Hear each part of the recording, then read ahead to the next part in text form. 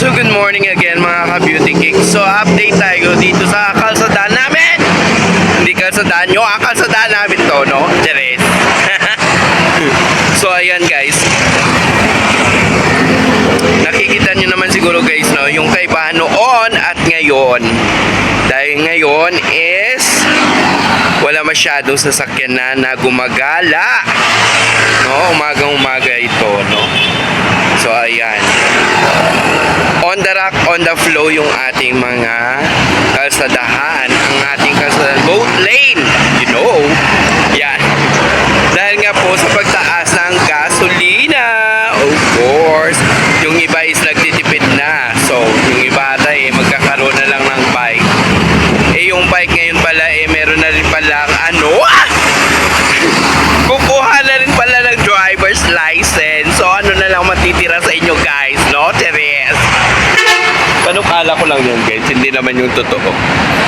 Pero baka guys, no, pag wala na yung mga motor na yan at tumaas na lalo yung mga gasolina, so may isip na ng mga tao syempre yung magbabike na lang, no.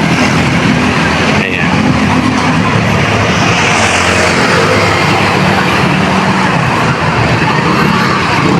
Ay, perfect.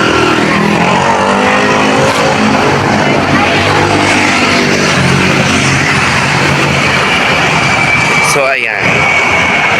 So dahil yung gobyerno natin wala man lang solusyon, no, sa mga mamamayang Pilipino kung paano ibababa yung mga produkto. So next, asahan nyo guys, next dahil tumaas na yung gasolina, next nyan is mga sangkap o mga pagkain na ating kinakain sa hapunan o umagahan, no? Yung inaanda natin sa mesa. Ayan. Diyos ko, yung mga regular na mga Pilipino is manatili na lang dun sa laylayan, hindi na talaga sila aarangkada, no? Ayan. Dahil dyan is, you know, good luck na lang Philippines, no? Ayan, dahil yung iba kasi talaga guys is pinaghandaan yung mahal na araw kasi yung iba is pupunta sa ibang lugar yan, no? Kaya yung gasolina na tinitipid-tipid nila na binili nung kailan yon na nagpanic buying ata sila doon, no? So, ayan. Kasi 112 na ata yung iba. Grabe naman kayo. Hindi kayo naawa sa mga Pilipino. Inano niya na talaga, no? Pinanindigan. Diyos ko, wala nang pagbababa. Iba na lang bumababa, panty na lang tsaka brief guys. Sorry na lang, no, sa mga Pilipino na yun.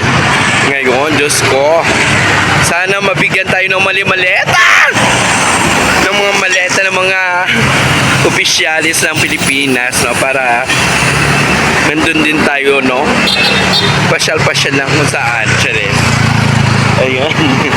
So guys, ayan, nakikita nyo naman siguro na very slowy motion ng ating mga sasakyan ngayon at walang ka-traffic. So ito lang pala yung solusyon ng pagkawala ng traffic guys, yung pagtaas ng gasolina. So mananatili na ito ang pagtaas para wala ng traffic, no? Chares. So ano ba naman yan mga mga kababayan ko, no? Diyos ko, nahihirapan na talaga sila, no? I'm sorry. So wala rin tayong magawa dahil decision nila yan. So ayan. Ayan na lang muna guys, no? That's it for now. So ayan, dahil traffic, of course. Balitang umaga na naman tayo, no? Back to normal, no? Back to kalsada. Sa kabila na tayo kasi para hindi na tayo tatawid doon, no? Kasi dito sa kabila yung aking work, of course, guys, no? Dahil ang kagandahan ko hindi pwedeng mapahamak sa isang motor. Ay, nako, marami pa rin lumilipad ng mga, ng mga motorsiklo, no? Ayan. Dahil wala man lang silang ganda na katulad ko. At isa po may ganda. Ay, wait lang. Kaka-traffic light lang. Nag-traffic light na naman. So, marami tayong Pilipino. Maraming proyekto yung gobyerno na naman. Ano itong laman nito?